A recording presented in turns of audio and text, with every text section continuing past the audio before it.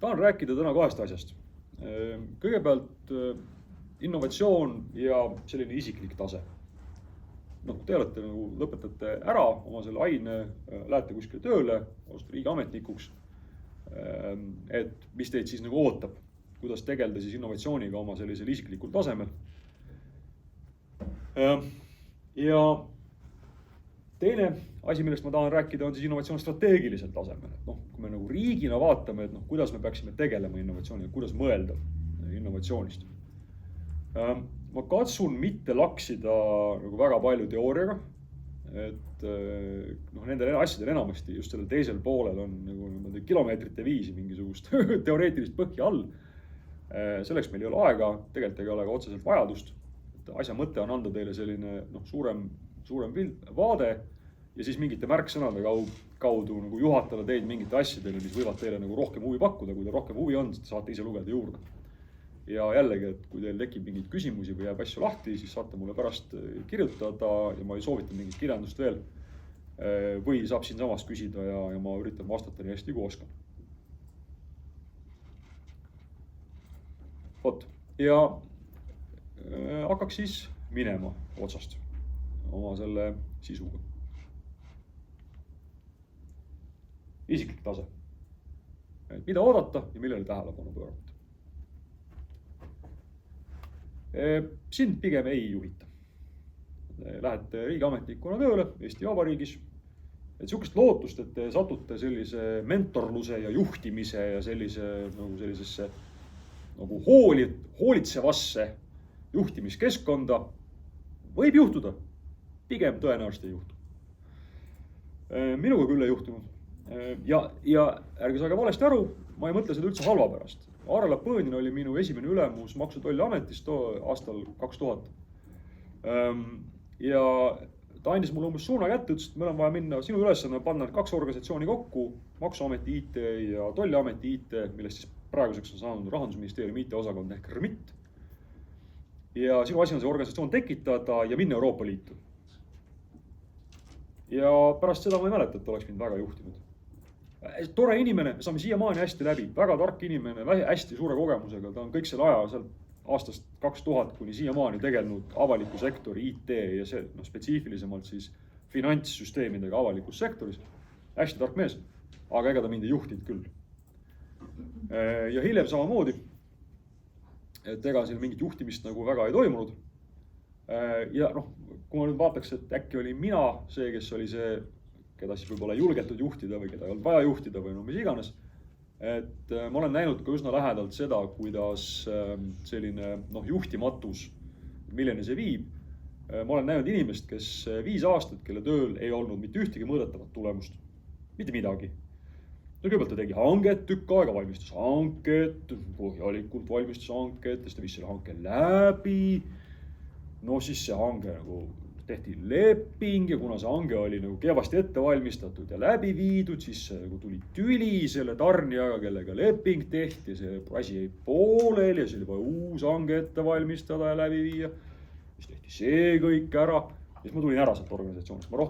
Ta alustas seda enne, kui mina sisenesin sinna organisatsiooni ja ta lõpetas selle pärast seda, kui ma olin lahkunud sealt organisatsioonist. Seniajani too infosüsteem on halvemas seisus, kui oli versioon 1.0 15 aastat tagasi. Ja see ei tundunud kedagi häirivat. See ei tundunud olevat probleem. Selle inimesele ei heidetud mitte kunagi minu kuuldes või minu arusaama pidi midagi ette, et ta nüüd midagi valesti oleks teinud või oleks teinud liiga vähe. Mis saab tõsi olla ainult siis, kui seda inimest praktiliselt ei juhita. Eks? Et jällegi selleks on mingid objektiivsed põhjused, et avalikus sektoris ei ole sellist pidevat survet, nagu on erasektoris. Erasektoris, mis juhtub, kui on juhtimiskvaliteet halb? Äri ei tule välja, tuleb õnnetus. Tuleb keegi teine, võtab selle äri üle, kogu aeg kerkib esile uusi ettevõtteid, kogu aeg neid ettevõtteid kaob. See on loomulik surve. Meil Eesti Vabariigis ei ole nii, et meil on 5 maksuametit, kellest igal aastal see kõige nõrgem läheb pankrotti ja asendatakse mingite uute vihaste poistiturukutega, kes hakkavad maksu korjama ja kuidagi tõstavad seda latti kõigi jaoks kõrgemal. Ei ole nii. On üks maksuamet ja see on üks maksuamet ja see on nii on ja nii jääb, seda survet ei ole. Ja seetõttu on juhtimiskvaliteediga on. Ja seda tuleb võtta nagu kui fakti. Muide, tuli minu juurde üks noor kolleeg kunagi ja ütles, et tema tahab töölt ära minna. Tema tahab töökohta vahetada, erasektorisse juurde. Ütles, mis juhtus, et mingi õnnetus või mingi jama või ülemus kiusab või milles asi on. Ei, et tööprotsessid, et see on nii palju sükest nagu mõttetut sebimist ja nagu ülemus on natuke loll ja kolleegid ka nagu mõni on ikka, mõni on tore ka, aga mõni on ikka päris loll ja see on nagu, kõik on nagu kehvasti. Mul oleks tükk aega talle selgeks teha, kallis inimene, et vaata, et ma olen Skype'is töötanud, seal oli ka nii. See on normaalne, et sul ootus, et sa lähed kuskile mujale ja seal ei ole nii. See on eksitus. Seal mujal on täpselt samamoodi. Et on mingid asjad, mis nii lihtsalt on. Ja ei ole mõtet nagu väga nagu muretseda või nagu kurvastada. See ei tähenda, et me peame nagu nõus olema, et juhtimiskvaliteet on halb, mis iganes, et juhiks saades, et me ei tegele selle oma taseme tõstmisega. Aga samal ajal ei ole mõtet ka nagu juuksed katkuda ja itkeda sel teemal, et kuidas avalikus sektoris juhtimiskvaliteet on halb, see lihtsalt on nii, ühel või teisel põhjus. Mis see siis tähendab, on see, et te peate ise endale eesmärgid otsima, te peate ise endale ressursid otsima ja mis kõige olulisem, te peate endale katuse otsima. Mis see tähendab? Innovatsiooniga on seotud alati mis asi? Risk. Alati. Teete mingisuguse ägeda innovaatilise asja, 9 juhul 10 ei tule see välja. Raha kulub ära, tulemust ei ole.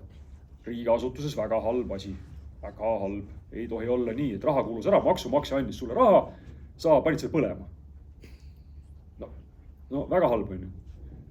Ja kui te ei hangi endale seda katust, siis juhtub nii, nagu on hiljuti olnud Eesti Vabariigis, et avastate, et teie räägite Aktuaalses Kaameras, kuidas 1,5 milli, seal oli küll summa teine, kui ma selle summa ära ütlen, siis te teate, millest ma räägin ja siis ei ole võib-olla enam nii viisakas. Et te avastate ennast Eesti rahvale siis Aktuaalses Kaameras rääkimast, et kuidas juhtus nii, et raha kulus ära, aga tulemust ei tulnud. Samal ajal, kui teie minister istub nagu kultrukkis vait ja ei ütle midagi, sellepärast, et kuigi tema oli see, kes nagu seda asja ajas ja kelle korraldust te seal siis täitsite, eks ole. Et minimaalselt, soojalt soovitan, tehke endale sõbrad PR-osakonnast. Minimaalselt, et isegi kui teid otsustatakse nagu trammi alla visata. Mida ikka aeg-ajalt juhtub, minuga on ka juhtunud, see on normaalne, seda ei tohi isiklikult võtta. Aga et teil on vähemalt nagu olemas keegi inimene, kes teid natuke nagu briefib enne nagu asjaks läheb, et kelle peale te saate nagu toetada. Et te vähemalt avalikkuse ees päris lolliks ei jää. Sellepärast, et teie nimi ja nägu selle skandaaliga jäävad eluks ajaks nagu seotud, eks. Kui guugeldama hakatakse, see hakkab välja tulema. Karjääri alguses ei ole hea asi. Ühesõnaga, te peate endale selle katuse ise hankima. Et seda teile keegi niisama lihtsalt ei ehita. Ja sellega tuleb arvestada, kui te töötate avalikus sektoris. Matemaatika on supervõime minu tähelepanekute järgi. Päriselt. Ja ma ei räägi matemaatikast nagu finantsmatemaatika. Selles mõttes, et minu esimene bakalaureus või see magistrikraad on praeguseks võrdsustatud, on matemaatiline statistika. Ma ei räägi sellest, et teil palutakse, ma ei tea, laostumistõenäosust arvutada või mingit kosmost teha. Ma räägin sükest elementaarsetest asjadest. Rahavool on nüüdisväärtus. Kes ei püsti keelest teab, et rahavool on nüüdisväärtus? Enamus ikka teab, järelikult te olete juba väga hästi positsioneeritud. Te juba olete, ma olen ikkagi näinud väga kõrgeid riigiametnikke, kelle jaoks see kontseptsioon täitsa võõras oli. Ja kellele tuli ikka nagu seletada, et mida need numbrid tähendavad, mis ma talle kirjutanud olin hanke tulemusena. Te oskate ehk võrrelda isegi rahavoogusid. Et mul on rahavoog 1, et me siin projektile paneme mingid rahad alla, mingid palgad, mingid särgid-värgid. Võidame, tuleb mingi kasu, kas tasub teha või ei tasu teha. See on juba veel nagu tase edasi. Projekti tasuvust arvutada. Kuidas arvutatakse projekti tasuvus? Kui me paneme minna mingisuguse raha alla, kuidas ma enam-vähemgi metoodiliselt tegelen selle vastamisega, et kas tasub ära või ei tasu ära. Kuidas seda probleemi üldse lahendada? Ma istusin, kui ma töötasin Riigi Infosüsteemi Ametis, siis ma olin selles komisjonis, kes Majandus- ja Kommunikatsiooniministeeriumis tegeles siis eurorahade laiali jagamisega. inimesed said kirjutada nagu taotlusi ja taotleda, et palun mulle nii palju raha, ma tahaks sihukest asja teha. Osa sellest taotlusest oli siis äriplaan.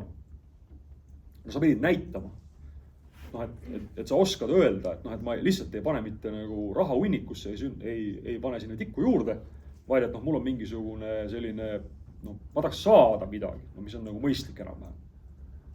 Ja see oli päris kole, mis sealt nagu paberitest vastu vaatas. Tulevad inimesed ütlevad, et nii, et 300 000 kulutaks. 300 000. Aga mis sa saad selle eest?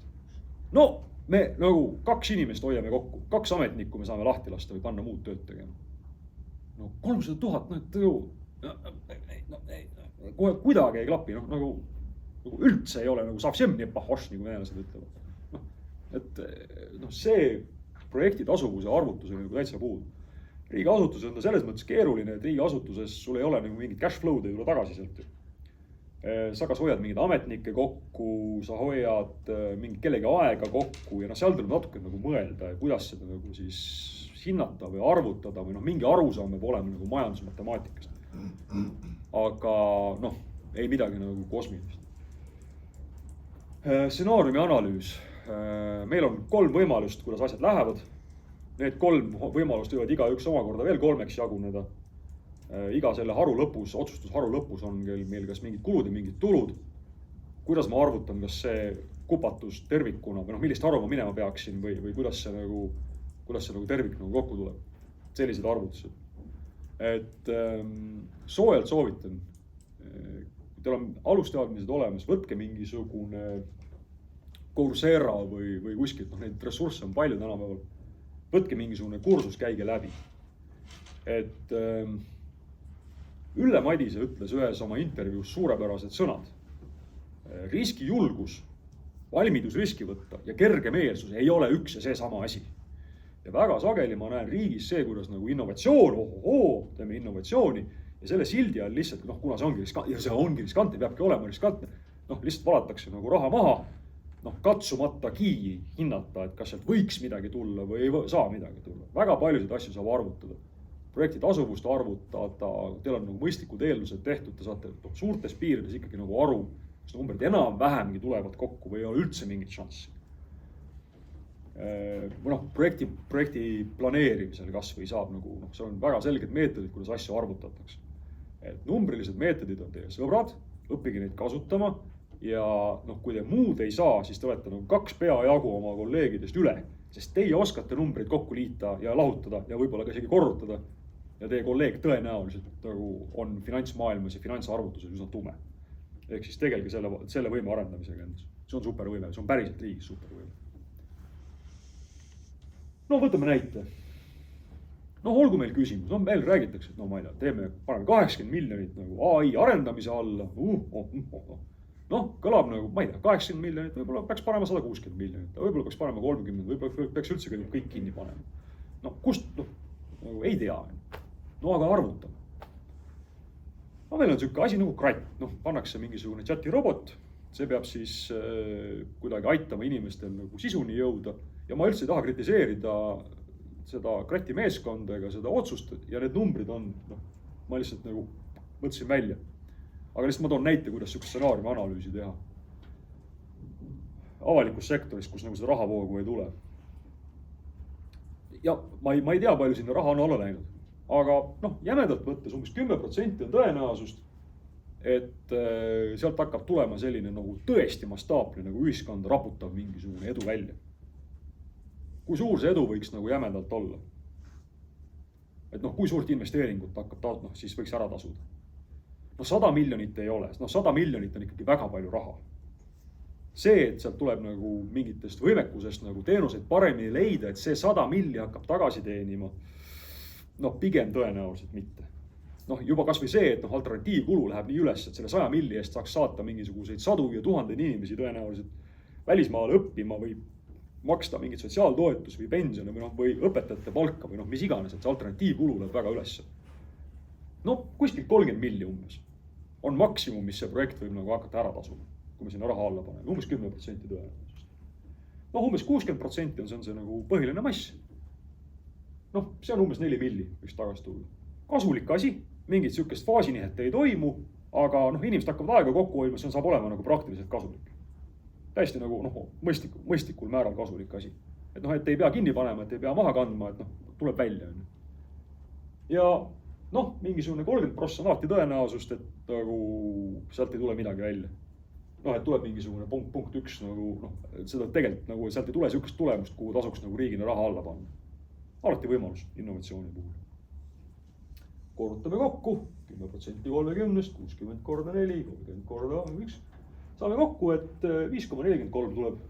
Et selle projekti nüüdisväärtus või noh, see tõenäosus, noh, oodatav, siis see projekti tasuvusmäär on, või noh, see tasuvustase on 5,43 milli. Ja noh, selle numbri pealt saab ju vaadata, aha, noh nii 5, noh jämedalt, noh 5,5 miljonit. Nii, ja nüüd vaatame, et noh, palju me oleme kulutanud sinna, mina ei tea, palju on sinna kulutatud. No võtame palgarahad, investeeringud, eks ole, on rohkem või on vähem. Kui on rohkem kulutatud, noh väga selge, et tegemist on mingisuguse gamblinguga, eks ole, et me juba oleme sinna rohkem raha alla pannud, kui tõenäoliselt hakkab tagasi tulema.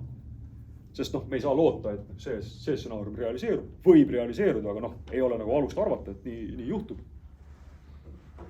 Noh, aga kui on poliitiline surve, fine on ju, jällegi saab eskaleerida nagu poliitiliseks otsuseks, et kui on poliitiline soov sellega tegeleda, seda riski võtta, noh, mis on ebamõistlik numbriliselt, aga noh, see ongi poliitiku otsus, eks ole. Noh, saame edasi minna. Selgub, et ahah, me oleme vähem kulutanud, ahah, palju siis meil on järel sellest. Et noh, kui meil on kulutatud nagu 5 miljon läinud ja veel pool miljon minna, siis noh, mis me esitame selle küsimuse, et aga noh, mis me oleme nagu saavutanud, et kas me oleme nagu, et kui me oleme nagu nii lähedal läbimurdele ja on selge, et noh, poole milliga me teeme selle läbimurde ära ja kõik on lill ja see stsenaarium hakkab realiseeruma, siis loomulikult tuleb see raha nagu ära kulutada ja noh, lõpuni minna ja asi ikka ära tarnida. Ja noh, siis vaadata, mis juhtuma hakkab. Aga kui tiim vaatab sulle otsa, ütleb, et no, ütleme 10 milli peaks veel alla panema ja umbes 5 aastat tööd ja siis võib-olla hakkab midagi juhtuma. No siis on selge, et siis on nagu ei paista seda horisondi peal seda tulemust. Noh, selgesti läheb see asi nagu rohkem maksma ja noh, tõenäoliselt oleks tarvis nagu lihtsalt võtta see mingi exit sealt vaadata, et mis õnnestub kokku korjata, mis sealt kasu õnnestub välja võtta ja lihtsalt nagu minna sõpradena laiali, eks ole. Noh, ei ole nagu ülemäära keeruline arvutus. Sihukest asja tavaliselt reeglina keegi ei tee avalikus sektoris. Sihukest asja ei toimu reeglina. Võib-olla mõnes kohas toimub, võib-olla on mingid kohad, kus toimub kogu aeg, mina pole näinud. Aga noh, saad aru, et on võimalik ja ei ole maailma kõige keerulisem asi ja annab nagu selge aluse, nagu numbrilise aluse ka avalikus sektoris innovatsiooniga tegelemiseks, eks ole. Ärge palun loopige asjata kive. See võib-olla ei ole nii palju selline nagu õpetussõna või selline, et sa annan teile kaasa sellise teadmise või tarkuse, see on pigem palve. Ärge palun loopige õhku asju, mida mitte keegi ei ole kinni püüdmas. Sellepärast, et Eesti riik tegeleb sihukese asjaga nagu kogu aeg. Noh, kujutage ette, et te olete vallavanem ja teil on sihuke, võtate nagu inimest kokku, ütlete, et meil peaks vallas olema ujula. Isegi opositsioon on nõus. Vallas ujula, jumala kasulik asi. Kõigile meeldib, ujulas on tore käia, talvel tead, lähed suple, teed paar basseini pikkust, väga hea on olla, noh, saunas ka, noh, super on ju. Väike jõusaal ka juurde, noh, mega, kõik on rahul, opositsiooni vaidle vastu, no teeme, jookseme. No, lähed kuskile mingisugusesse kohta, kus on sihuke uks, ukse sees on luuk, te lähete sinna luugi juurde, ütlete, palun mulle raha, luugisse võtatakse teile raha. Võtate selle raha, ehitate ujula valmis. Ujula saab valmis, kiiskab, no uhke ujula, sest noh, kui sageli ehitatakse ujulat, noh ikkagi korralik ujula tehakse nagu uhke, 50 meetrit olümpiadistants, noh ujula, mis ikkagi on ujula. Valmis, vesi lastakse sisse, vesi on soe, puhas, sillerdab, kõigil on väga tore. Ja siis hakkab selguma, et ai kurja, et selle vee puhastamiseks ja kütmiseks nagu ei ole raha, jube kallis on. No kohe üldse ei ole vallal raha selle jaoks. No, tavaliselt nagu ujula puhul juhtub siis selle koha peal, et vallavanem saab kõrvad anti, ütleb, paneme siis kinni selle ujula, et mis siis ikka, hea on, kui sealt luugist ei tule karvane käsi ja ei küsi, et noh, et aga kus sa raha panid, et noh, miks sa raiskasid raha ära, eks ole, ma andsin sulle raha küll, aga sa ehitasid ujule, aga seal ei käi keegi. Et aga noh, et hea küll, et noh, et fine, läks nurri, noh, hindasime valesti, noh, ei olnud eelarvet, noh, ei tulnud välja. Aga infosüsteemi puhul, mis juhtub? Infosüsteemi puhul vallavanem läheb sinna sama luugi juurde, ütleb, et vaadake. Näete, mul on siin numbrid. Esimese nädala jooksul vaadake, kui palju inimesi käis ujulas. See, et noh, selgesti seda ujulat on väga vaja meile. Ja vaadake, kuhu need numbrid on jõudnud praeguseks. Mitte keegi ei käi ujulas. Sest noh, vesi on külm ja haiseb, on ju. Aga seal ei käi keegi. Aga miks? Ma tean, miks seal keegi ei käi. Mul on vastus olemas. Ma olen tark inimene, ma olen välja mõelnud. See ujun on amortiseerunud. Ja lahenduseks on uut ujulat on vaja. Ja imelugu inimene luugi taga ütleb, jaa, tõepoolest. Ujula on vajalik asi, ujula on tore asi, tõepoolest vana ujula on amortiseerunud. Võta, siin on veel raha ehitama uus ujula. Ja nii käibki. Sest euroraha on nii palju. Ja Eesti Vabariigis see on üsna kombeks. Infosüsteemide puhul, mitte ujulate puhul. Sest infosüsteemi puhul meile kuidagi tundub, et see amortiseerumine on kuidagi selline pöördamatu ja vältimatu ja selline nagu protsess, mis kindlasti juhtub. No ei juhtu. Et kui me kulutame nagu mõistlikult raha selle infosüsteemi ülevalpidamiseks, hoolduseks, uuendame teda kogu aeg, et me ei lase seda teadmust kaotsi minna selle kohta, mis seal programmi sees toimub, me kogu aeg tegeleme vaikselt tehnoloogia uuendamisega, meil on see asi on kontrolli all, noh siis ei juhtu temaga, ta ei amortiseeru midagi, maailmas on infosüsteemi, mis käivad, ma ei tea, 80-ndatest alates, siiamaani käivad ühtegi probleemi ei ole. Noh, ei ole mingit põhjust, miks ta peaks nagu kuidagi hallita, tarkvara ei hallita minu teada. Kui ta hallitaks, ma oleks tähele pannud, ma olen tegelenud selle asjaga natuke. Minu teada ta ei hallita, ta ei mädane, teda on võimalik nagu elus hoida. Aga miks nii käitutakse, on sellepärast nii, et vaadake, et kui teil on muru, maja ees on, TalTechi ees on niisugune muru, see on kollane. Kuidas saab muru roheliseks? Tuleb värvida. Muru värvimine. See on nagu, võtate värvi, värvite muru ära, muru saab roheliseks. See on hästi selline mõõdetav, selge, madala riskiga ettevõtmine. Ja kindlasti annab tulemuse. Muru kindlasti läheb roheliseks sellest. See on nagu, siukest šanssi ei ole, et te võtate värvi, värvite ära ja muru on endiselt pruun. Ei, muru on roheline, kõik on hästi. Aga palkad aedniku, see on jätkusuutlikum, maksab umbes sama palju. Aga see aednik hakkab nagu, ma ei tea, jooma või on nagu laisk või on loll või selgub, et on mingi umbrohi või suvi on niisugune palav, et kolletabki muru ära, sõltumata sellest, mis aednik teeb, on ju. Riskantne. Aga ametnik ei taha riski võtta. Ta võtab nagu riskivaba valiku. Ja riskivaba valik on see, et me valame järjest nagu raha peal. Seda enam, et investeeringu raha on väga palju Euroopa Liidust, see on nagu suhteliselt nagu keegi ei loe seda raha. Seda tõesti on palju, seda on lihtne küsida, seda on lihtne saada. Ja see tõepoolest nagu annab sellise eduelamuse, et te olete nagu projekti ära tarninud. Ja miks ma sellest räägin, on see, et meil oli siin eelmine sügis oli juhtum, kus üritati teha siis 300 000 üritati teha veebilehte. Mäletate seda lugu? Kui mäleta, otsige ülesse. Harno tahtis kulutada 300 000 veebilehele suhtlemaks noortega, noori kaasamaks. Vabandust, kas te teate, kuidas on defineeritud noor Eesti Vabariigi? Vabandust, see tuleb vist Euroopast kuskilt, aga kuidas on noor defineeritud? Mis see definitsioon on? 21, 7-21 aastat. Sooviti teha veebileht, millega on võimalik kõnetada inimesi vanuses 7-21 aastat, neid kaasata. Kuhu kaasata? Mida tegema? Ei ole selge, aga oli vaja suhelda nende noortega. Ja see noor projektijuht, kes seda asja vedas, tema oligi see inimene, kes lükati kaamera ette nagu silgi, ja kes entusiastlikult rääkis, kuidas kindlasti on vaja 300 000 ära kulutada. Ja Eesti IT-kogukond nagu vaatas, et jumme lõiku, et nagu mis mõttes, et ärge palun tehke.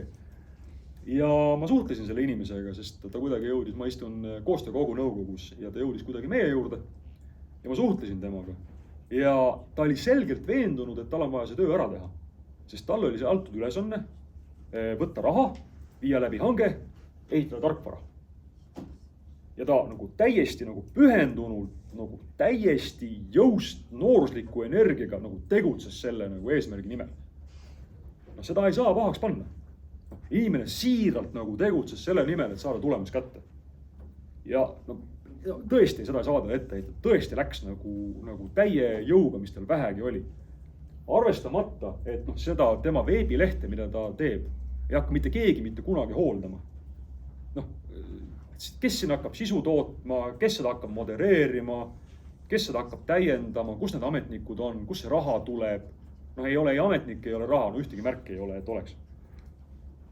Ja noh, ta viskab üles mingi kivi, ta saab kiita tõenäoliselt selle eest, et ta on kangelaslikult, vaat näed, kui kütt läks vist, ma läksin isegi telekasse ja ütlesin, kui halb mõte see on. Mingid IT-inimesed räägivad, et on vastu sulle ja sa ikkagi suutsid ära tarnida selle projekti. Vaata, kui kange mees. Tubli. Noh, ongi tubli. Aga noh, kas nagu riigil nagu sellest nagu midagi paremaks läheb? No ei lähe. Et kui te saate, kui vähegi südametunnistus lubab, kui vähegi nagu saate kuidagi hoiduda sellest kiita saamisest, siis palun ärge teiega nii tehke. Katsuge siis vaadata seda, et see, et mida te nagu alustate, mida te lõpetate, oleksid tasakaalus. Kui me lähme nüüd selliste nagu vahvate anekdootide juurest sellise innovatsiooniteooria juurde, siis seal on tegelikult nagu 2 faasi. Esimene faas on see, kus te mõtlete tehnoloogia välja või noh, tegelete selle nagu innovatsiooniga, võtate selle idee, kontrollite realiseeritavust, ehitate mingit prototüüpi, tegelete disainiga, te olete suutelised selle valmis ehitama. Ja siis teine faas on see faas, kus te võtate mis iganes te valmis ehitasite. Tuumareaktorist mingisuguse, ma ei tea, kassipiltide jagamise tarkvara.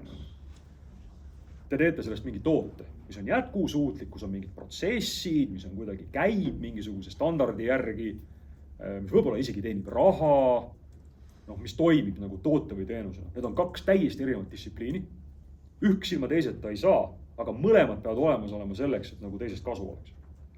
Et see ei käinud niimoodi, et nagu Zuckerberg võttis kuskilt raha, viis läbi hanke, andis kellelegi mingisuguse hunniku miljonid, ütles, et tehke mulle Facebook.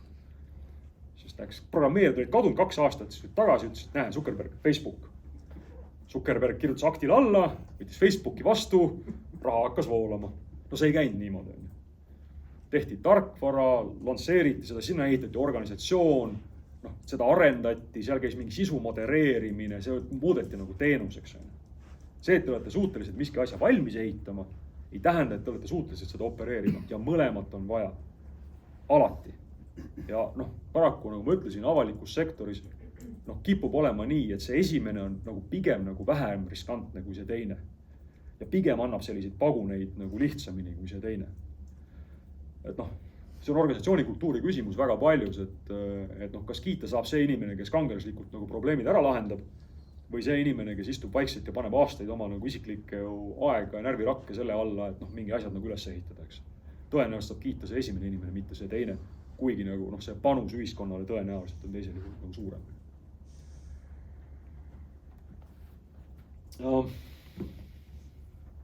Peab ja ei saa.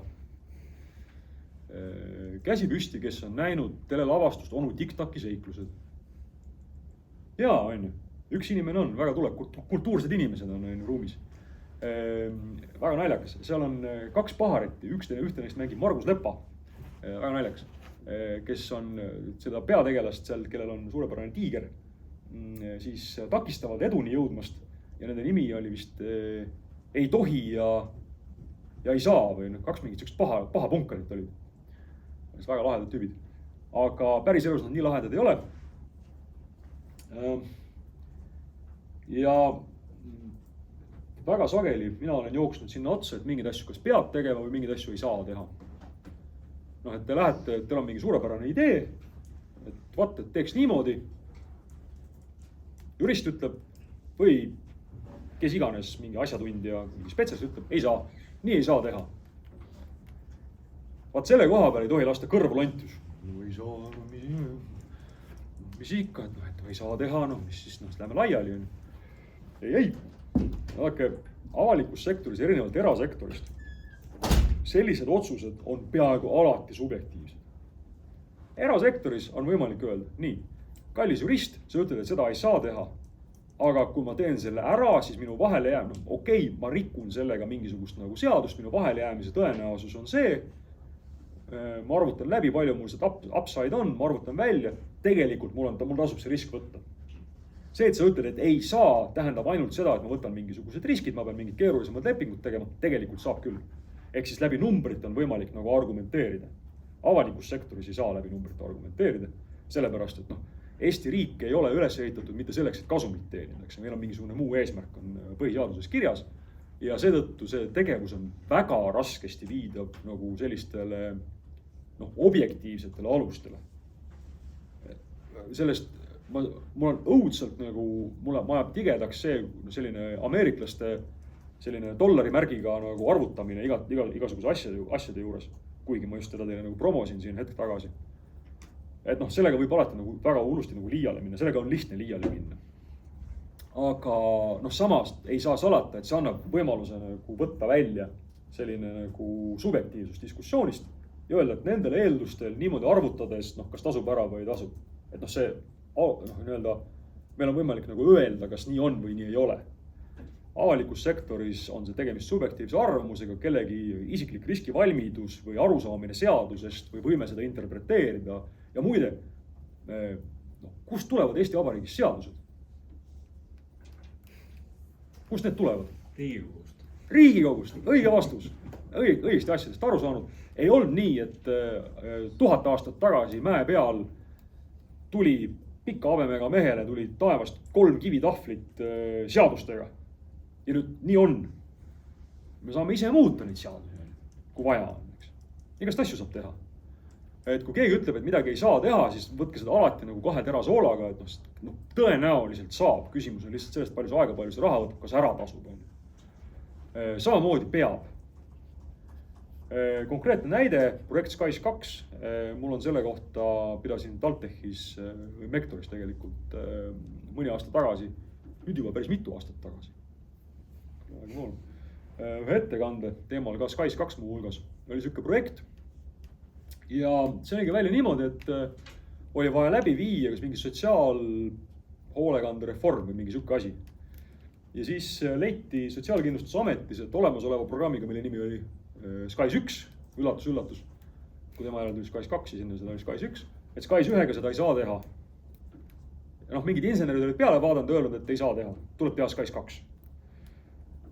Selle peale tulis ka nagu raha küsima SF-ist, ehk siis struktuurifondidest, eks ja eurorahast, mida me siis jagasime seal Majandus- ja Kommunikatsiooniministeeriumis. Ütlesid, et palun meile, ma ei tea, mingi 4 miljonit. Me nagu vaatasime sellele projektile peale, ütlesime, et ei. See projekt ei saa välja tulla. Ma ei taha sinna põhjustesse minna, me oleme juba tarkvara tehnoloogiasse siis, aga ühesõnaga, meie ekspertidena vaatasime selle asjale peale, ütlesime, et ei. Niimoodi tehes see projekt ei saa välja tulla, see raha läheb kindlasti raisku, me ei anna teile seda raha. Siis tuli kantsleri tase, ütles peab. Meil on vaja reform teha, sel kuupäeval seadus hakkab kehtima, meil on vaja see tarkvara valmis teha, peab saama. Ütlesime uuesti, et ei. Sa võid arvata, et sa pead lendu tõusma. Nagu sa seisad sinna keset tänavat ja nagu kõvasti soovid ja oled veendunud, et sa pead lendu tõusma. Ma garanteerin teile, et ei lenda kuhugi. Teete auto alla. Ja aga asekantslerile, temale ikka tundus, et nagu peab. Ja me ütlesime, et ei saa, sellepärast, et meil oli ka põhjendus, et miks ei saa projekt välja tulla. Me argumenteerisime, et ei taha sinna detaili minna. Ja asi lõppes sellega, et kuna see SF-i raha kirjutatakse välja siis ministri käskkirjaga, tehniliselt tema otsustab selle, siis minister rääkis ministriga. Me dokumenteerisime oma eriarvamuse, panime sinna komisjoni, pani allkirjad alla. Minister pani omalt poolt ka allkirja alla, kirjutas selle raha välja. Hange viidi läbi, projekt läks tuksi ja selle tagajärgedega tegeldakse siiamaani. Et väga palju, väga nutikaid, väga toredaid inimesi saab väga palju halle karvu, sellepärast, et kuna oli hädasti vaja valmis teha, väga ruttu oli vaja valmis teha, siis ja ta projekt läks tuksi, siis see tarkvara, mis sealt toodeti, on nii kehva kvaliteediga, nii õudne, ja nii paljude selliste nagu ebameeldivate tagajärgedega, et noh, selle püsti hoidmine lihtsalt, noh, see käib, see on vist kohutavas koguses nagu hall karvu tuleb siit. Ja mis reformist sai? Reform viidi läbi. Kas tarkvara sai valmis selleks ajaks? Ei saanud. Tuli välja, et reform oli ikkagi võimalik läbi viia ilma SKAIS2-ta. Maailm ei jäänud seisma, taevas ei kukkunud alla, siiamaani siuke allikas meil on, noh, mis siis ikka, et noh, aga alla ei ole kukkunud, on ju. Ei olnud vaja.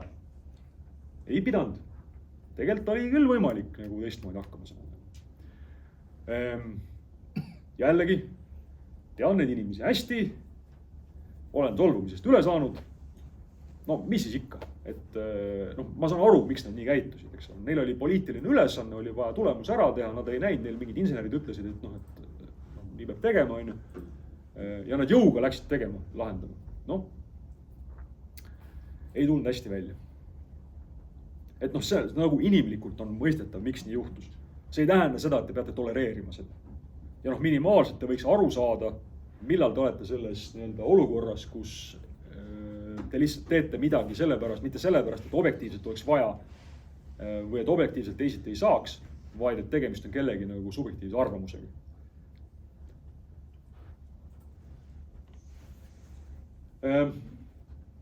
Boonus.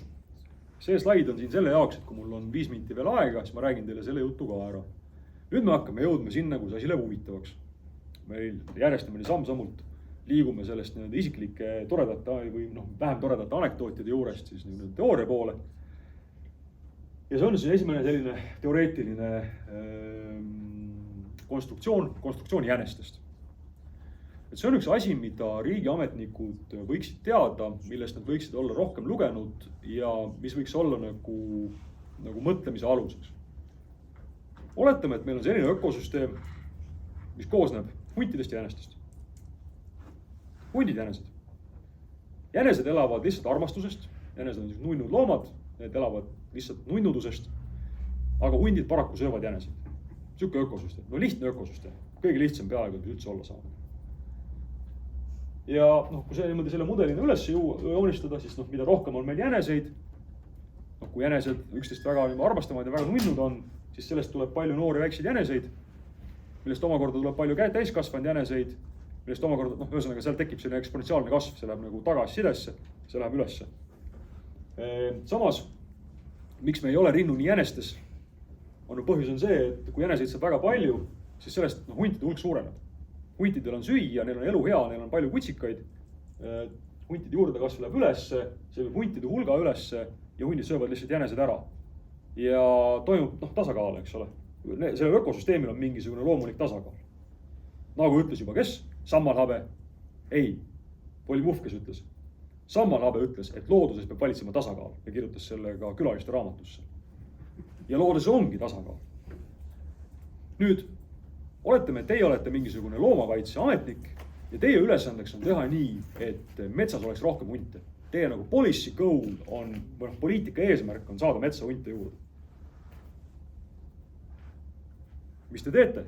Te hangite kuskilt loomaiast portsu hunte ja viite metsa. Mis selle peale juhtub? Huntide hulk läheb ülesse. See viib alla jäneste arvukuse, sest hundid söövad jäneseid. Mille peale kukub jäneste juurdekasv? Mille peale kukub jäneste hulk? Jäneste hulk läheb alla, sest neid ei tule enam juurde, neid süüakse otsast ära ka ja neid tuleb juurde ka järjest vähem. Hundid jäävad nälga, nende kutsikate hulk väheneb, huntid ei kasva enam nii palju juurde, huntide hulk väheneb. Ja pärast mõningast jõnksutamist tasakaalustub süsteem täpselt endises kohas. Täpselt selle koha peal, kus ta oli süsteem tasakaalus enne, on ta ka nüüd tasakaalus. Ja mis teie olete saanud? Teie olete saanud ainult selle rõõmu, et te olete saanud nagu raha ära kulutada ja metsa hunte juurde viia. Vaat selle asja nimi on policy resistance. Ehk siis süsteemidel on omadus A. Süsteemid käituvad teatavate kindlate seaduspärade järgi. Ei ole nii, et see oleks olnud nagu üllatus, see on võimalik modelleerida, see on keeruline, aga on võimalik teatavates piirides täiesti nagu hinnata, mis juhtuma hakkab, kui te selliseid asju teete. Ja teiseks, süsteemidel on siis omadus taastada endale siis mingisugune selline tasakaalupunkt, eks ole. Kujutage ette, et teil on niisugune kauss, mille tahate, panete herne sinna kaussi serva peale, et lasete lahti. No see hernes natuke aega käib edasi ja tagasi seal kaussis, kuni jääb sinna lõppu põhja seisma. Ja kuhu te iganes kui iganes te kohta selle kausi peal siis selle hernega ei paiguta, lasete lahti, ta jõuab samasse kohta tagasi alati. Või siis, kui te tõstate selle herne kausist välja, siis ta väga järsku, siis hernes satub teise kohta, eks ole, teise tasakaalupunkti. See on see, miks meie kliimamuutus praegu on väga ohtlik. On see, et meie kliima on praegu mingisuguses tasakaalus. Kui me seda mehhanismi natuke liiga palju loksutame, siis ta võib minna teise tasakaalupunkti väga järsku. Ja siis on meil nagu väga palju lund ja Soomes lõpeb nagu toidu kasvatamine ära, näiteks. Ja avalikus sektoris tuleb lihtsalt arvestada selliste mehhanismidega. Kuidas natukene räägime hiljem lähemalt, aga palun arvestage, et siin ei ole küsimus selles, et jänesed on kuidagi nagu pahatahtlikud. Hundid ka ei ole pahatahtlikud. Teie süsteemis ei ole kedagi, kes teile vastu töötab. Aga teie poliitika läheb nurja, sellepärast, et süsteemi struktuur on selline. See ei saa välja tulla. On matemaatiliselt võimalik näidata, et süsteem tasakaalustab, naaseb sellesse tasakaalu asendisse ja teie policy intervention või poliitika sekkumine ei anna tulemust. Mitte sellepärast, et keegi oli teie vastu, vaid sellepärast, et mingid seaduspärad ütlevad, et nii juhtub. Ja suuta eristada süsteemi käitumist inimeste käitumisest. Sest mõnikord on inimesed lihtsalt tõprad ja hakkavad teile vastu ja torpedeerivad teie püha üritust. Ja siis tuleb nad lahti lasta või nendest mööda saada või nendest üle sõita või kuidagi hakkama saada nendega. Aga kui tegemist on süsteemse probleemiga, siis ei ole sellest kasu. Te võite need inimesed välja vahetada, aga süsteem käitub samamoodi edasi. Selle kohta on tegelikult väga palju näiteid, kuidas ka pärast inimeste vahetust, näiteks siukene auto nagu Ford Pinto, lugege Wikipediast, selle kohta on pikk lugu. Ford Pintol oli katkine bensiinipaak. Ta oli halvasti disainitud bensiinipaak, kui seal keegi sõitis autole tagant sisse, siis see bensiiniplaak plahvatas ja tappis kõik ära. Fordi juristid arvutasid näppude peal, leidsid, et selle auto tagasi kutsumine on nii kallis ja seda tuleb veel ümber ka disainida ja see kõik läheb nii kalliks, et odavam on kõikidele ohvritele lihtsalt valuraha maksta. Lihtsalt maksta kinni need surmad. Loomulikult see tuli välja ja loomulikult Fordi tarbijad ei olnud õnnelikud selle üle, et neid lihtsalt nagu meelega ohtu pandi. See juhtus 70-ndatel. 90-ndatel juhtus sama lugu. Ford Explorer tuli tehasest viletsate rehvidega ja tal oli kombeks need rehvid, auto oli suur raske, Ford Expedition, või Explorer, iigel suur nagu Jeep. See rehv kippus nagu katki minema, selle peale viskas auto ennast katuse peale, kuivõrd katus oli kehvasti disainitud, siis vajus katus sisse, selle peale tappis kõik ära, kes sees olid. Ja Ford tegi täpselt seda sama. Arvutus näppude peale, ütles, et odavam on kõik nagu kinni maksta selle asemel, et nagu auto korda teha. Inimesed olid enamasti kõik vahetunud. See on 20 aastat vahetunud, mitte kellegi karjäär ei ole seal nii pikk. Aga süsteem, kui nagu Ford Motor Company või süsteem käitus samal viisil. See ei olnud mõistlik viis. See ei olnud ilus. See isegi majanduslikult ei olnud kasulik. Aga ta käitus samal viisil, eks ole. Süsteem käitus teatavatel viisidel sõltumata sellest, kes need inimesed seal on. Ja minu meelest on ülikriitiline suuta vahet teha sellistel olukordadel ja siis sellistel olukordadel, kus tegemist on konkreetse inimesega, kas pahatahtlikkuse või laiskuse või rumalusega või mis iganes selle inimesel siis motivaator on, kus siis selle inimese kas kuidagi ära veenmise või välja vahetamisega on võimalik edasi liikuda, saavutada siiski nagu tulemus. Hea küll, läheme edasi innovatsiooni strateegilise taseme juurde. Kuidas valida innovatsioonimudelit? Ja mõtlesin välja sellise asja. Mõtlesin tükk aega, et kuidas ma teile sellest süsteemselt räägin, kuidas ma ära kasutan mingisuguseid teoreetilisi raamistikke, mis mul on, ja samal ajal ma saan rääkida nendest muredest, mis mul on seoses innovatsiooniga Eestis. Ja mida räägib meile see ajalugu, mida ma olen uurinud Eesti Vabariigis ja sain umbes sellise tulemuse.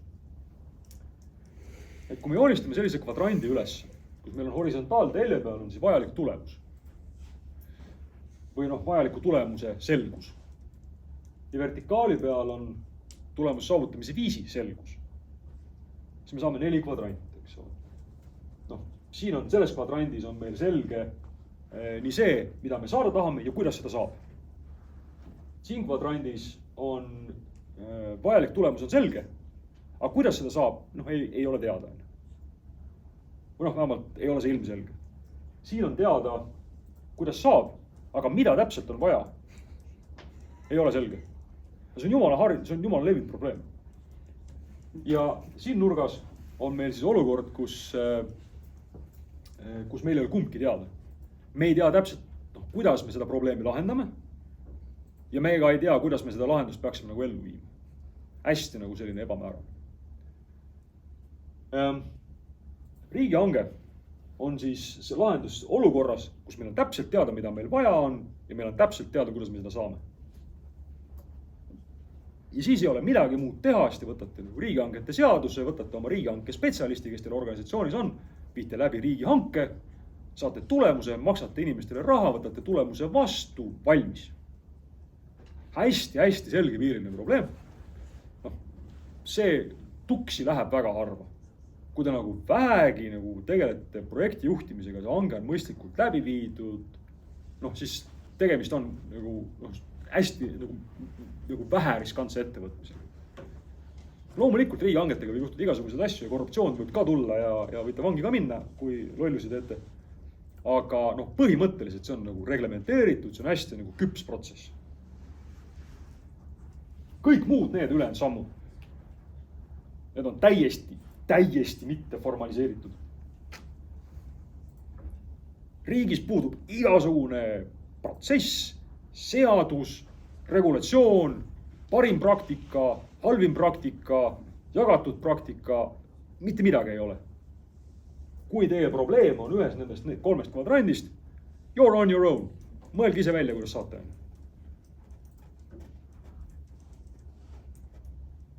Paraku, vaadake, meie Eesti Vabariik on olnud meil nüüd vaba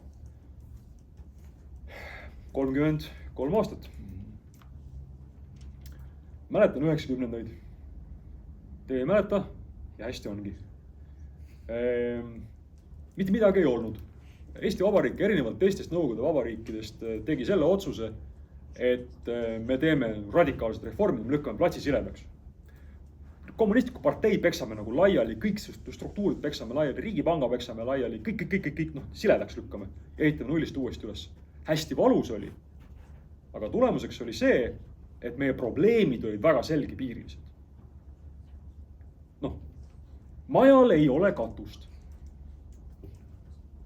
Väga selge probleem. Kuidas katuse saab? Võtad plekki, võtad inimene teeb plekist katuse. Riigihange, natukene raha, majal saab katus. Hästi selge, väga piirilised ülesanded. Vaja üles ehitada Finantsinspektsioon. Vaja üles ehitada õiguskantsleri büroo. Riigikantselei. Kõik organisatsioonid vaja nullist üles ehitada. Vaja teha rahvastikuregister. Vaja teha, mis iganes register. Hästi selge piirilised konkreetsed ülesanded. Nendel on väga selge lahendus, väga selge viis selle lahenduseni jõudmiseks. Hästi praktilised probleemid, mida lahendada. Ja viimased 30 aastat me oleme lahendanud neid probleeme päris hästi. Täitsa võib väita, et Eesti Vabariik on lahendanud täitsa edukalt väga paljud probleemid. Covidist tulime ka päris hästi läbi. Me oleme edukad olnud nende probleemide lahendamisel. Aga vaadake, et kui te probleemid ära lahendate, siis nad on lahendatud. Te ei pea tegelema nendega enam. Aga see tähendab seda, et järgi jäävad need ebameeldivad probleemid. Need probleemid, mis ei allu enam sellele kastile. Ehk siis, mis on ühest nendest 3 kvadrandist. Ja ehk siis, me oleme jõudnud olukorda, kus need probleemid, mida selle kvadrandi abil lahendada saab, hakkavad otsa saama. Ja nüüd me tegeleme millegi muuga, aga me ei oska tegelda, sest kogu meie institutsionaalne mälu Eesti Vabariigis mäletab seda, kuidas sihukest asja teha. Ja mäletab, et see töötab. Tegime hanke, saime tulemuse, majal tuli katus, kõik olid õnnelikud. Hange, tulemus, õnn. Hange, tulemus, õnn. Meil on mitu põlvkonda riigiametnikke ja poliitikuid harjunud nii tegema. Aga probleemid saavad otsa. Ma ei tea, koolivõrk, mis me teeme. Paneks mingid koolid kinni. Aga mingid inimesed kurvastavad. mind õpetajad kurvastavad, haridusega, mis juhtub, on ju. No aga siis peaks neid, no okei, paneme kooli kinni, me peaks neid inimesi hakkama vedama kuskilt nagu kaugelt, on ju, kuidas nad saavad sinna. No okei, võib-olla seda raha leiame, aga no, CO2 tuleb juurde. Aga me lubasime, et me CO2 ei pane juurde. No okei, no hoiame selle kooli siis püsti, aga saab õpetaja sinna sõitma.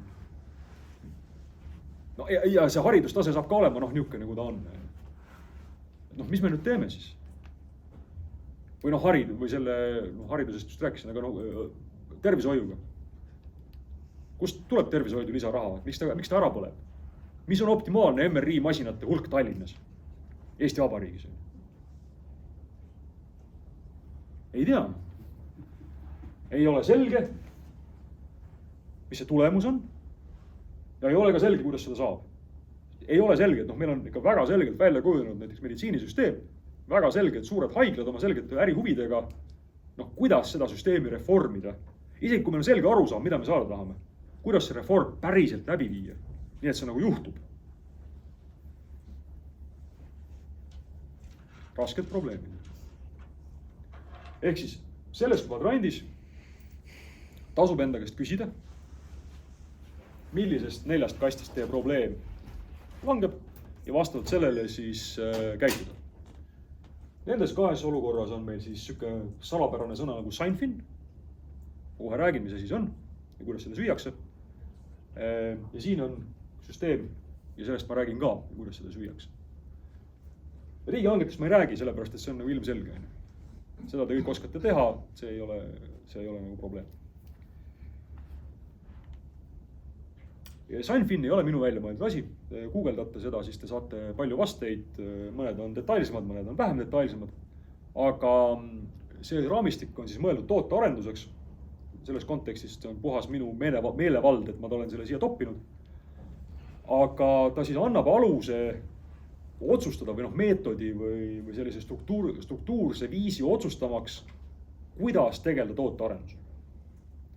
Ja ta jällegi jagab selle maailma meil nagu 4 siis nurka ja keskel on siis disorder ehk siis selline kaootiline oluk, kus me veel ei ole otsustanud, et millises nendest 4 nurgast me oleme. Siin paremal nurgas on obvious. Meil on täpselt teada, mis toimub. Kõik seosed asjade vahel on ennustatavad, olukord on kontrolli all ja see lahendus on obvious, ehk siis ilmselge. Ja sellistes olukordades siis sisuliselt te kukute tagasi nagu riigihankesse. Te viite lihtsalt riigihanke läbi ja siis te kukute tagasi selle kvadrandi, selle eelmise kvadrandi siis siia sellesse kasti. Muide, need mõlemad olukorrad on täiesti nagu levinud. Et see, et meil on ebaselge see, mida me saada tahame, aga selle saavutamise tulemus on selge. See on väga levinud asi. See on klassikaline ärianalüüsi case. Meil on näiteks Tallinna linnal on praegu hange väljas teha lepingute haldamise infosüsteemi ärianalüüs. Nad on kaalunud, nad on leidnud, et neil on vaja lepingute haldamise infosüsteemi. Nad teavad, et nad viivad selle probleemi lahendamiseks läbi hanke. See on väga selge. Aga milline see täpselt on see lepingute haldamise protsess või kuidas see välja näeb? Vaat seda nad ei tea. Seega vist. Nad muidu läheks kohe hankesse, sest nad teavad, mida saada, siin on. Aga kuna nad ei tea, kuidas mõni tulemus välja näeb, siis nad on siin, eks ole. Ja siin nurgas on samamoodi. On olemas, näiteks me osalesime nimemärgiste registri analüüsi hankel, kus inimestel oli väga selge arusaam, et seal on vaja minemata detaili, mis registriga on tegemist, aga väga selge arusaam oli, et on tarvis masinõpet rakendada. Aga kuidas? Kas tuleb hankida mingisugune tükk tarkvara või tuleb midagi treenida või tuleb mingi teenus osta või nagu, kuidas see sündima hakkab? See oli jumala ebaselge. Selle me pidime välja selgitama. Ehk siis see kast. Aga tuleme tagasi Seinfeldi juurde. Liikudes siis päripäeva edasi, me jõuame siis complicated olukord, kus meil on selline olukord, kus need seosed, põhjus-tagajärg seosed on olemas, aga võib-olla mitte ilmselged. Siin on teil tarvis ekspertteadmist. Siin on teil tarvis kedagi, kes ütleb teile, mis juhtuma hakkab, millised on lahendusvariandid, mis on nende tagajärjed, mis on põhjused, kuidas on omavahel seotud on, mis on nagu nii-öelda trade-off'id ja kes teile aitab siis nii-öelda otsuseid teha selle toote disaini juures. Siin on selline nagu peamine meetod on, te võite hankida siis teadmist, lihtsalt võtate konsulti riigihankega sisse. Tavaliselt, üldiselt ma ütleks, et sobib paremini siis nii-öelda see töövõtuleping. Võtate kellegi eksperti töövõtulepinguga, sellepärast, et töövõtuleping annab teile sellise nagu, ta on lahtisem. Riigihankesse te peate sisse kirjutama, nagu meil selle pagana nimemärgiste registriga oli, et me peame ikkagi raporti tootma, kus on mingid punktid kirjas. Ja me poole siis kirjutamise pealt kliendiga leiame, et tegelikult seda teadmist ei ole vaja, sest seda varianti tegelikult ei tule lauale. Aga kuna hankes oli kirjas, me peame selle nagu raporti ära tootma, siis me vaatame üksteisele otsa, ütleme, hea küll, et me siis kirjutame. Kõik saavad aru, et see ei ole kasulik, et tegelikult meie tuleme riigihanke formaadist, eks ole. Siin kvadrandis seda teadmist, seda ekspertteadmist ajalooliselt on väga palju võetud sisse ekspertrühmadena. Kui te kuulate seda, mida räägib, sest need on olemas muide, kõik tehti aastal 2021 tegi MKM-i tellimusel Ernst & Young intervjuud, kas mingi 60 tundi Eesti e-riigi mingisuguste võtmeisikutega, kes on olnud selle ajaloo juures. Need on riigiarhiivis olemas, soovitan vaadata. Seal on uskumatud jama sees, paraku, aga seal on ka väga-väga häid intervjuusid, just sellest nagu algfaasist. Ja see on hästi korduv muster. Räägib Ülle Madise. Hakkasime tegema e-valimisi esimese asjana ekspertteadmine. Võtsime mingid juristid, võtsime tehnikud, võtsime krüptograafid, läksime kuskile metsa. Mitmeks päevaks. Esimene päev kulus puhtalt selleks, et me saaksime üldse ühele lehele, et millest me räägime. Mida üldse saab teha, kui jurist ütleb, et ei saa või et peab olema tagatud. Siis mis ta mõtleb selle all? Krüptograaf ütleb, et peab olema võimatu, näiteks mingi asja tuvastamine. Ja ütleb, et siis ei saa teha. Ei saa garanteerida, mitte ükski infosüsteem ei saa garanteerida näiteks salajasust, hääletamisssalajasust. Põhimõtteliselt ei saa teha sellist asja. Lihtsalt sellepärast, et sellised garantiisid ei ole olemas. Ei ole võimalik garanteerida, et see krüptograafia katki ei tehta järgmise 15 minuti jooksul. Keegi ei saa anda sellist garantiid. Jurist ütleb selle peale, siis ei saa teha valimisi.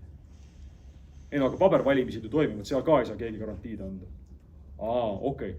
Kui jurist ütleb, et peab ka saama garanteerida, siis ta mõtleb, et peab saama garanteerida nagu mõistliku panusega või et see on nagu mõistliku tasemeni. Okei, nüüd me oleme sama lehe peal ja siuke diskussioon, eks ole. Ja seda on ajalooliselt tehtud, aga palun arvestage. Ekspert, ta tahab, et tema tulemusel oleks väga selge tulemus, tema tööl oleks väga selge tulemus. Ärge raisake tema aega. Ja see, mida teie peate tulemuseks ja mida tema peab tulemuseks, võivad olla kaks erinevat asja. Arengukava koostamine ei ole tema mõistes nagu tulemus, reeglina. Et kui te kutsute ta metsa arengukava arutama, siis ta ei tule teiega. Ja teiseks, te peate hindama tema panusteks, siis ta peab saama kuidagi panustada, et see, et ta peab tajuma, et ta suudab mingit osut liigutada kuhu. Me jõuame sellesse kompleks olukorda, kus siis need põhjus-tagajärg seosed isegi eksperdile on ebaselged. Ja siin me jõuame nüüd sellistesse kohtadesse, kus me peame kiiresti itereerima. See on tavaline startupi tootearendus. Meil on enam-vähem tunnetus, et meil on mingid asja on vaja turul, me ei tea, mis toimuma hakkab, me peame proovida. Kiired eksperimendid, paneme midagi välja, vaatame, ei töötanud, proovime seda muutust. Nii, traction, lähme edasi. Järgmine samm, ehitame selle feature juurde, selle võimaluse. Kiired, väiksed iteratsioonid, probe, sense, response. Proovime, vaatame, mis juhtus, vastame. Proovime, vaatame, mis juhtus, reageerime. Hästi kiire selline tsükkel. Sellepärast, et meil ei ole võimalik, ja see on matemaatiliselt tõestatav, meil ei ole võimalik isegi välja mõelda, mis juhtuma hakkab. See seoste hulk on selline, et me ei suuda seda kunagi nagu lõpuni tajuda. Ja see on klassikaline siis nagu startupi tootearendus, enamasti nagu toimetatakse siin ka Eestis. Ja noh, lõpuks on meil siis kaos. Mitte miski, all bets are off. Me nagu mitte keegi ei tea üleüldse isegi midagi proovida. Nagu kõik on liikumises, mitte millegi peale ei saa kindel olla, isegi eksperimente ei saa nagu läbi viia. Sest eksperiment ikkagi eeldab seda, et meil on mingid hüpoteesid selle kohta, mis võiks toimida, eks ole. Me lähme mingisuguse asjaga turule, meil on turg, meil on mingid kliendid, eks ole. Kaoses isegi seda ei ole. Kaootilise olukorra näide on kõik, mis toimub tänapäeval droonide ümber ja tegelikult ka see kõik, mis toimub sõjatööstuses. Et seal on see olukord, kus vanasti oli selline mudel, kus tuli Tarpa tegi hanke, Tarpa viis läbi researchi, tehti mingisugune varitsev moon. Lendab torust välja, ajab tiivad laiali, tükk aega passib ja siis paneb põmm otse suurtüki pihta. Noh, 10 aastat arendati, siis teine 10 aastat toodeti neid mingisugune 500 000 tükki lattu valmis. Viidi mõned Ukrainasse, venelased mõtlesid 2 päevaga välja, kuidas nendest nagu mööda saab. Kõik tuksis. Ja noh, samal ajal käib mingisugune kohutaval kiire mingisugune FPV droonide mingi arendus, mis 2 aastat tagasi FPV droon ei olnud üldse mingi asi. Sellist asja polnud olemas. Täna on meil mingid 10 ettevõtte, täiesti uus nagu maastik. Kõik saavad aru, et noh, seal on vaja kiiresti toimetada. Jälle vastutegevus, suured hanked ei tööta enam sellepärast, et kui sa hangid suure ploki samasuguseid droone, siis noh, ühe vastumeetmega saab kõik terve selle ploki maha võtta. Sul on palju efektiivsem, kui sul on neid blokke on nagu palju, need droonid on natuke erinevad. Aga siis sul nende opereerimisega läheb raskeks, kuidas seda lahendab. All bets are off, turg on täiesti teistsugune, mitte millegi peale loota ei saa, puhas kaos on. Ja seal ei ole midagi muud teha, seal tuleb lihtsalt midagi ära teha. Teed mingi asja valmis, noh, viskad drooni kokku, nii, palun, proovi. Vaatad, mis juhtub ja siis reageerid. Et kui siin on meil mingisugune selline nagu struktureeritud eksperiment, sa lähed mingite hüpoteesidega liikuma, siis siin seda ei ole. Ja kui siin sa pidid enne mõtlema, enne kui sa eksperimenti tegid, siis siin ei ole mingit põhjust, ei ole mõtet. Sa niikuinii ei mõtle välja. Ja selle aja peale, kui sa midagi oled mõelnud, see olukord on juba täiesti teistsugune, see on kaootiline. Ja mis me sellest mudelist siis järeldame, kuidas me seda rakendame? Ehk siis, kui sa oled riigiasutuses, sa pead läbi viima innovatsiooni, mingid asja arendama, mingid värki ehitama ja sa oled siis olukorras, kus see ei ole nagu tavalise riigihanke materjal, siis anna endale aru, et millisega nendest 4 sa tegeled. Riigiasutusena, unless te olete nagu siis kaitsetööstuses, teil harva selle antud hetkel siis. Selle kaosega tuleb nagu vähe tegemist. Noh, kuigi tegelikult oli kaootiline oli umbes 2-3 aastat tagasi ka see kõik, mis toimus AI ümber. Ka seal ei olnud üldse selge, mis toimuma hakkab. Väga selge oli, et see on mingisugune selline nagu oluline valdkond, aga kuidas, mismoodi, mis see tehnoloogia on, kuidas see struktuur hakkab olema, kõik oli nagu õhus. Ja sellises olukorras, mis on meil siis selline kaootiline olukord, Eesti riik mitte ainult ei pannud terve tiimi püsti, kes hakkas selle ühe konkreetse tehnoloogiaga rakendamisega tegelema, vaid siis ka valis selle konkreetse tehnoloogia välja, hakkas raha sinna alla matma. Tehes sinna mingi pikaajalise mingisuguse nagu 5-aastase roadmapi. Sellest olukorras, kus tegelikult oleks nagu siukest iteratsiooni vaja. Noh, oleks olnud kasulik selline raamistik all hoida, natukene mõelda selle asukoha peale. Diagrammi vasakul poolel, ehk siis korrastamata olukorras, ehk siis kaootiline ja kompleks. Meil on siis fookus nendel kiiretel iteratsioonidel, kus me peame midagi tegema, saama vastuse, uuesti tegema, saama vastuse, uuesti tegema.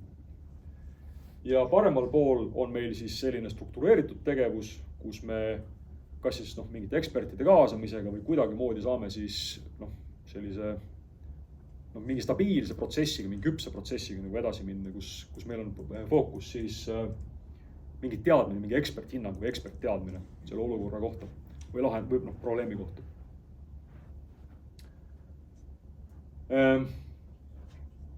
Vot, ja sellest, kuidas eksperte kaasata, räägin siin slaidi peal ka.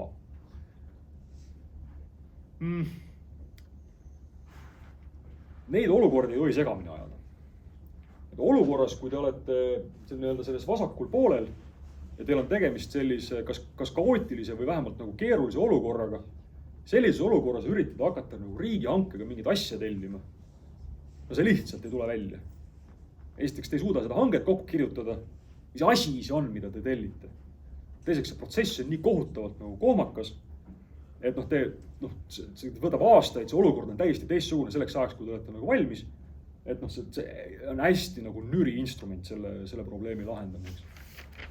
Kui te teete sellist asja nagu raamleping, me kunagi mõtlesime selle Maksu- ja Tolliametis välja, ehk siis see struktuur on selline, kui sa viid riigihanke läbi selleks, et saada endale mingi ports partnereid ja edasi selle riigihanke lepingu raamlepingu sees, siis teed väiksemad, kiiremad hanked mingite konkreetsete tükkide valmis ehitamiseks. Et see annab teile natuke nagu kiirema selle itereerimise võimaluse, aga ikkagi, et ta on hästi nagu tüütu ja keeruline. Väga raske on nagu seda riigiasutuse poolt klassikalises riigihanke formaadis teha. Samal ajal majasiseste arendajatega, majasisese tiimiga väga hästi on võimalik teha. See on see, kus nagu klassikaline agiilne tarkvara arendus on, sest see arendusmeetod ongi selliste asjade jaoks välja mõeldud. Väga hästi töötab, väga kiired iteratsioonid, see sense, see probe käib nagu nädalase sammuga, eks. Väga hästi töötab.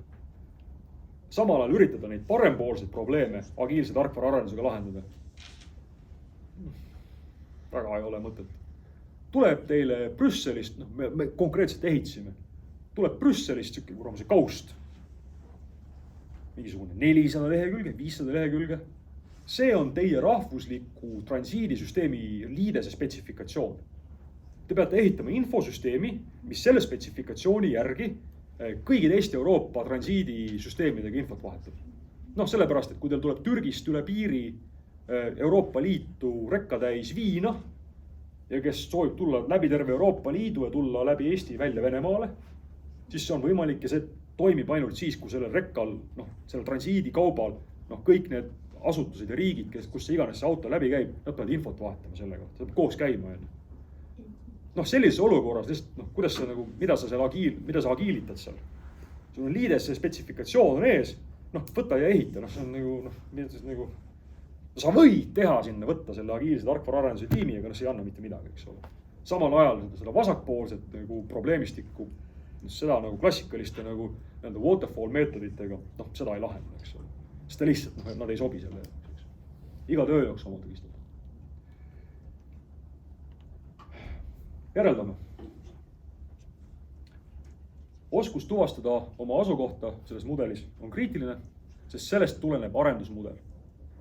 Kas te lähete hankesse või te ei lähe hankesse? Kas te võtate endale inimesed palgale, võtate endale väljast inimesed palgale? Kas te võtate kogu teenuse väljast? Kas te teete agiilset arendust, teete waterfalli? Kõik sõltub sellest teie asukohast selles ruudustikus. Ja valesti valitud arendusmudel ei saa toimida. Ja mitte sellepärast, et teie agiilne tarkvara arendus ei tule välja, te ei oska agiilset tarkvara arendada. Või et ei oska waterfalli teha. Või et ei oska nagu ühte või teist asja teha. Ei, sellepärast, et te üritate nagu leivast redelit ehitada. See lihtsalt ei saa töötada. See on mingid olemuslikud põhjused, miks need asjad ei tule välja. Võt. Ja väga selge. Väikesed kiired asjad on praktilisemad kui suured ja aeglased. Jätke meelde. Mitte ükski suur keeruline asi ei ole sündinud sellisena. Kõik suured toimivad asjad on arenenud väikestest toimivatest asjadest. Mitte ühtegi vastupidist näidet ei ole olemas. Mitte ühtegi. Kõik suured toimivad asjad arenevad väikestest toimivatest asjadest. Ehitad väikse asja, paned tööle, kasvatad suureks. Ainus toimiv mudel, alternatiive ei ole olemas. Lihtsalt ei ole. Nüüd ühtegi näidet ei ole. Väiksed asjad kõigepealt ja siis suured. Eesti Vabariik, järjest suuremad IT-asutused. Vanasti, kui mina olin seal MKM-is, siis meil oli 500 000 oli see kõige suurem projekt, millega üldse tohtis jutule tulla. Praegu sellega enam ei jannita, antakse lihtsalt majale mingisugused miljonid kätte, öeldakse, et jookske. Et me liigume nagu sellest täiesti nagu vastassuunas strateegiliselt. Ehk siis Selle asemel, et liikuda sinna poole, kus meil on nagu väiksed, kiired, efektiivsed asjad, me kiiresti õpime, kiiresti itereerime. Me liigume sinna poole, kus meil on suured kohmakad, väga pika nagu välbaga mingisugused protsessid, kus siis, me siis mingit asju teeme. Ja jättes kõik muud faktorid kõrvale, see on see, miks mul tuleb õud peale, kui ma kuulen, et keegi tahab 200 milli või 80 milli või mis iganes mingit väga palju raha ükski mille peale kulutada. Täpselt selle pärast. Sel hetkel, kui sa oled otsustanud kulutada 200 milli, sel hetkel see raha, sa oled selle juba ära kulutanud ja sa ei saa mitte midagi vastu selle raha eest. Aga see on minu raha, see on maksumaksja raha. Ma ei ole nõus sellega, väga halb on. Väiksed asjad, väiksed kiired asjad on praktilisemad kui suured ja aeglased. Alati. Ja mitte sellepärast, et nagu ma ütlen nii, vaid sellepärast, et seal on nagu terve rida teooriat ja põhjendusi taga, eks ole. Ja nüüd me jõuame sinna ülemisse kvadranti. See on see kvadrant, millest mulle MIT-s loeti vist mingi 3 nagu spetsiaalkursust ja see jooksis ka kõikidest teistest asjadest nagu läbi mingisuguse teemana ühel või teisel viisil. Nii et arvata, et ma järgneva 5 minuti või 10 minutiga teile ammendava ülevaate annan sellest valdkonnast, siis te eksite. Kui ma saan natukene pealt nagu kratsida või vähemalt neile öelda, et selline asi on olemas, nagu süsteemi mõtlemine ja süsteemi arhitektuur ja süsteemi dünaamika, siis juba on hästi ja ma rohkemalt ei sihigi. Ehk siis nendes olukordades ei ole küsimus mitte probleemi lahendamisest, vaid sellest, miks seda seni pole lahendatud.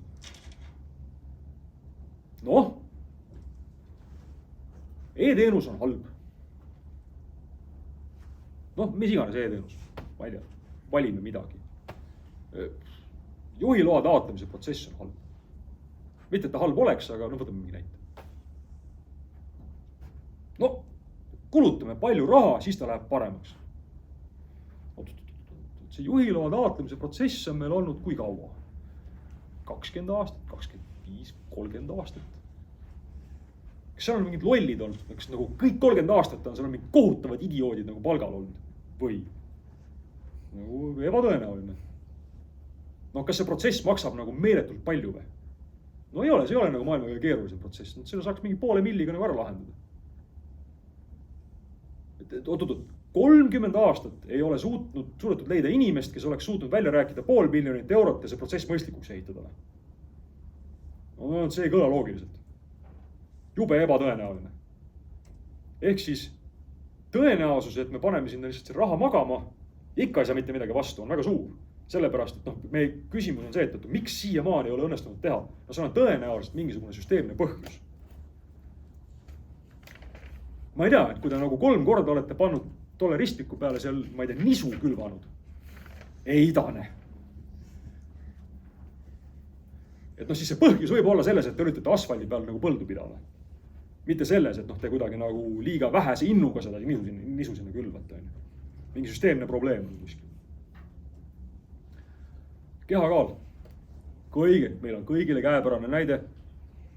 Ma olen eluaeg olnud kehakaaluga hädas. Ma olen praegu ka ülekaalus. Numbrite järgi. Võib-olla mitte enesetunde järgi, aga numbrite järgi kindlasti. Ja mis juhtub inimesega, kui ta dieeti peab? Kehakaal langeb. Aga ma ei tea, kus teiega on, aga mul on 2 last. Kui nad sündisid, nad ei kaalunud kumbki nagu 90 kilo. Ei olnud nii. Ehk siis, kui inimene kaalub 90 kilo, siis ta kuidagi nagu jõudis siia. See kaal pidi nagu üles trendima. Kui ta sellesse trendi nüüd teete nagu jõnksu sisse, et võtate kaalu korraks alla, aga see trend läheb samamoodi edasi, siis inimene kaalub varsti jälle 90 kilo. Et mis me nüüd siis saavutanud oleme? Suurt mitte midagi. Küsimus on selles, et mis kuramuse pärast see kehakaal üles trendib, kas ta saab oma eluviisi muuta, kas ta saab oma toitumist muuta, kas ta saab rohkem sporti teha, mingi oma vaimse poolega tegeleda, mis iganes see on, eks ole, aga ta peab selle trendi ära nagu lõhkuma. Et see süsteemi struktuur peab oma olemuselt muutuma, muidu sellest dieeditamisest ei ole kasu. See on lihtsalt väga frustreeriv ja väga füüsiliselt valus asi, mida teha. Ja see ei anna mitte mingit tulemust. Võtame 2 konkreetset näidet ka. Nullbürokraatia. Mina olen selle asjaga rohkem tegelenud, teie võib-olla olete näinud ühte, kindlasti näete teist veel. Sest neid tuleb iga natukese aja tagant tõusevad ettevõtjad tagajalgadele ütlevad, et no nüüd küll aitab.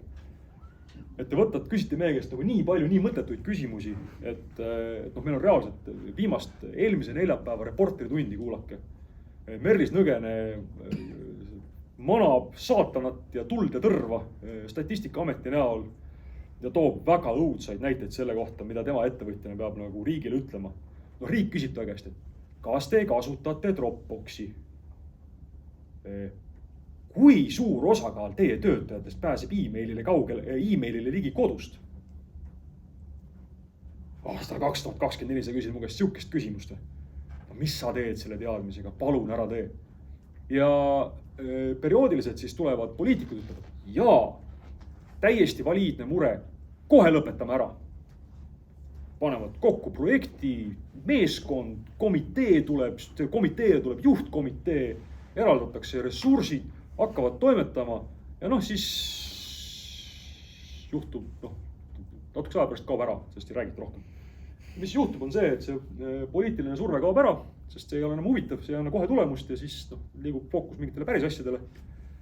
Ja need inimesed, kes hakkavad tegelema sellega, saavad aru, nemad kaotavad ka entusiasmi, sellepärast nad saavad aru, et sel hetkel, kui nad selle surve ära lõpetavad, täpselt samamoodi see kehakaal hakkab jälle kasvama. Et ma võin nagu käia praegu nagu kõik need majad läbi ja neile ära keelata seda kuramuse Dropboxi kohta küsimist ja siis ma ei tea, teed selle tööohutuse ja ma ei tea, mille kohta veel, aga nad hakkavad kohe uuesti küsima. Et jumala mõttetu toimetamine. Aga küsime parem, et kas me saame süsteemi struktuuri muuta. Vastus on, et saame küll. Meil on näide olemas. Eraisikute raporteerimiskohustus riigi ees on peaaegu nulli viidud. Isegi tuludeklaratsiooni peal te ei pea ütlema, et kelle te kui palju olete oma haridusest maksnud, sest riik teab seda. Miks see nii on? Sellepärast, et eraisiku käest andmete küsimine on kallis, vastik, tüütu ja riskantne. See on ametniku jaoks tehtud kalliks. Sa pead mingid registri pead registreerima ja AKI peab sulle nõusoleku andma, kui sa tahad eraisiku andmeid hakata korjama. Sa pead mingid protseduurid ka tegema, keegi peab vastutama selle eest, sa pead publitseerima selle, kirjutama ja publitseerima põhimääruse selle asja kohta. Sa pead läbima turvaauditi, siis sa pead selle kuidagi läbipaistvaks tegema, siis isik saab küsida sinu käest, et kurat sa küsid minu käest sellised andmeid, mis alusel.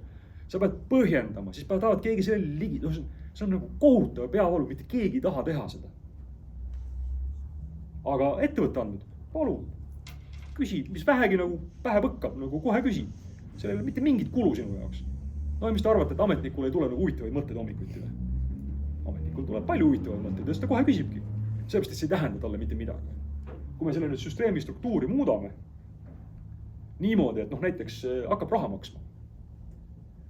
Iga küsimuse, iga aruanne, mida ettevõte peab esitama, hakkab maksma, ettevõte saab 100 euri lihtsalt maksukrediiti. Sest nii ongi. Ja see tuleb sinu eelarvest. 3 korda mõtled järgi. Tõenäoliselt see pagana Dropboxi küsimus kaob ära, aga näiteks arvete deklareerimise kohustus ei kao ära. Sest see käibemaksu arvete deklareerimise kohustus, see genereerib riigile umbes hinnanguliselt 6-70 miljonit nagu käibemaksu sissetulekut aastas. Seal tasub ära. Isegi kui me selle ettevõttele kinni maksame selle, me oleme ikkagi nagu ägedalt plussis. Võib-olla selline mehhanism. Võib-olla siis samasugune regulatsioon nagu isikuandmete kaitsega. Kuulutame ettevõtte isikuks selles mõttes. Muudame süsteemi struktuuri, läheb paremaks tõenäoliselt. Elektrooniline identiteet. Tunnete selle pildi semantika ära, see on sama tarkvaraga joonistatud, sama tüüpi diagrammid. Meil on tegemist sellise suhteliselt keerulise struktuuriga, mille olemus on see, et mitte keegi ei võta endale, meil on, kujutame ette, et meil on aasta mingisugune 99 või mis iganes aasta ID-kaart meil tuli ja tekib võimalus hakata ID-kaarti saama. Ja teil on valik, kas te võtate ID-kaardi selle elektroonilise komponendiga või ei võta. Miks te peaksite võtma selle ID-kaardi elektroonilise komponendi? Teil ei ole seda mitte kuskil kasutada. Ühtegi teenust ei ole, 0 teenust. Pange ennast panga olukorda. Ma peaks hakkama toetama mingisugust riiklikult mahitatud mingit hullust, mida mitte ühelgi minu kliendil ei ole. Never ma panen sinna nagu sentiga raha alla. Aga miks ei võeta nagu ID-kaarti ei võeta, sest teenuseid ei ole. Teenuseid ei võeta, sellepärast, et ID-kaarti ei ole. Ja teil on nokk kinni, saba lahti, stalemate, eks ole, nagu inglise keeles öeldakse. ja enamus riike nii ongi. Enamustes riikides riik teeb hanke, väljastab mingisuguse elektroonilise komponendiga kaardi ja täpselt sinna see jääb, sellepärast et see muna-kana probleem ei lahendu ära lihtsalt. Eesti riik tegi teistmoodi. Eesti riik surus siin selle number of ID cards issued parameetri kiiresti väga ülesse, sest ta tegi selle kaardi kohustuslikuks, ütles, et me ei vaidle sinuga sel teemal. Sa lihtsalt võtad selle kaardi. Paraku oli tulemuseks, ja see on nüüd süsteemne probleem, selline graafik, kus see sinine joon on siis, helesinine joon on siis inimeste protsent, kes on kasutanud oma ID-kaarti. Ja tume joon on see protsent inimesi, kellel on ID-kaart. Kui te vaatate, siis umbes 2010 või 2008, see vahe on umbes 70%. 70% inimestest Eesti Vabariigis, neil küll oli see kaart, aga nad ei mitte kunagi kasutanud seda. Ja see oli see aeg, kus seda kaarti mõnitati, et see on kasulik ainult nagu jää kraapimiseks akna pealt. Ja ma ei tea, leivale või määrimiseks ja isegi selleks ta ei kõlba hästi. Ja õnneks meil oli nii palju hoidu, et me ütlesime, et rahu, tuleb see joon, tuligi ja see asi võtab nagu jalad alla. Aga paraku ja seda on võimalik ka jällegi nagu süsteemiteoreetiliste nagu vahenditega näidata, et see lünk siin, mis tuleb ära kannatada, kus tuleb lihtsalt nagu poliitikul peab olema lihtsalt nagu jõudu ja veendumust, et ta lihtsalt ei lase ennast surnuks mõnitada. Kus ta lihtsalt kannatab ära selle, et see on nagu hädavajalik, et nii peabki olema. See on vältimatu, eks. Aga tulemuseks on see, et Eesti Vabariigis on toimiv ID-kaart ja toimiv elektroonilise identiteedi ökosüsteem, mida mitte kellegil teisel ei ole. Miks? Sellepärast, et me läbi mingi ime abil, ekspertide kaasates, võib-olla suutsime, sellist mudelit kindlasti keegi kunagi välja ei joonistanud, aga sellest muna-kana probleemist saadi aru ja suudeti see lahendada. Ja meil olid õnneks poliitikud, kes suutsid selle otsuse taga ka seista. Ja möösaga meil vedas väga sellega, et me saime selle süsteemse probleemi lahendatud. Ja enamik riike veel kord istub selle süsteemse probleemi otsas siiamaani, sellepärast, et nad ei tea täpselt, et mismoodi see tulemus peab välja nägema, sest nad ei ole kogenud seda ID-kaardi nagu toimivat nagu digiühiskonda. Ja nad ka ei tea, kuidas seda saavutada. Ja sellega ma näitan teile kõige olulisemat slaidi, olles võtnud juba 1,5 minutit üle teie aja. Aitäh!